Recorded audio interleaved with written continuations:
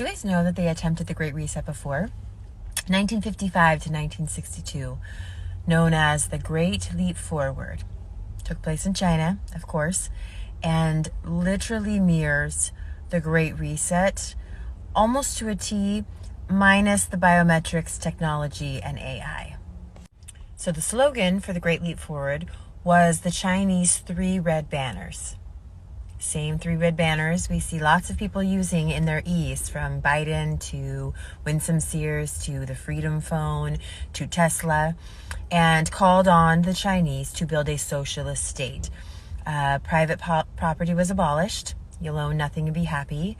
All farmland was seized. Only the government could provide food. They forced people into state-run, government-ran communes, which were basically 15-minute cities that they're building now. Again, minus the technology and the AI that they have. So the Great Leap Forward, and they love their greats, right?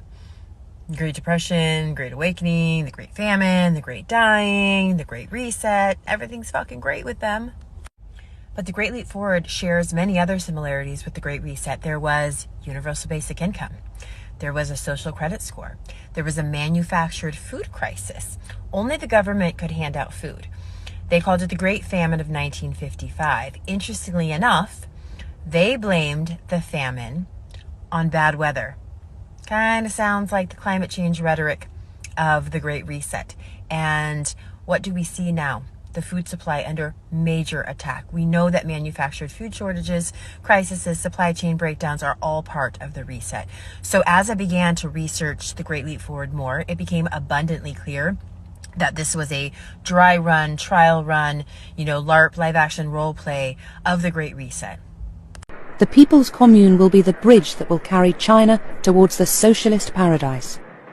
The Commune experimented with a completely new way of life. All private property was abolished.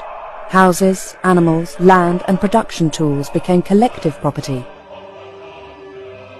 Nurseries and free, compulsory schools liberated women from their maternal duties so they could work in the fields.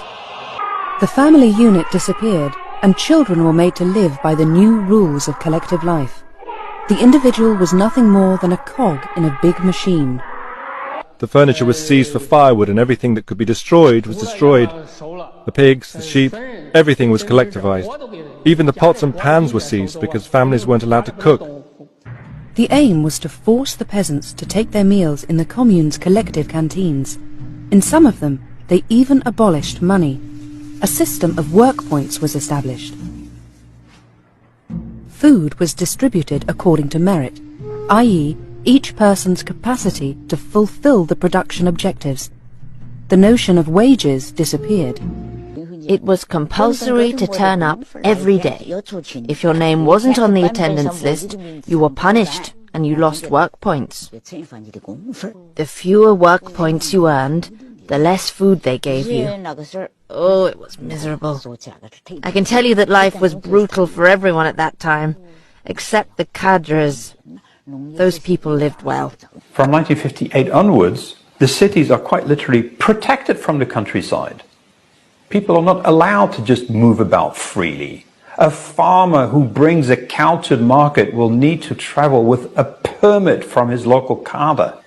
People who try to flee the countryside are sent back.